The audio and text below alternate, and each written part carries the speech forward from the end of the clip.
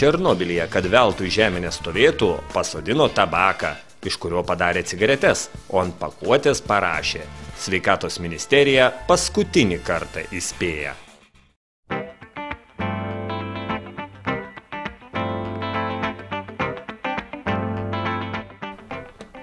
Turbūt visi turi tą humoro jausmą, bet pastaruoju metu ypač pastebima, kad, juokaujant irgi reikia labai atsargiai.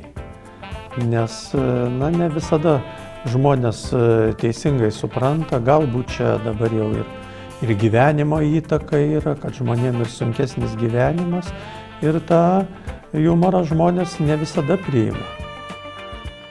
Dėja, politikai labai dažnai savo sprendimais patys duoda daug medžiagos humoristams ir matyti patys to nenorėdami dažnai tampa ir pajuokos objektais. Bėga zuikis mišku ir mato medyje tupenčią varną. Klausia: varna, ką tu čia veiki? Ogi nieko.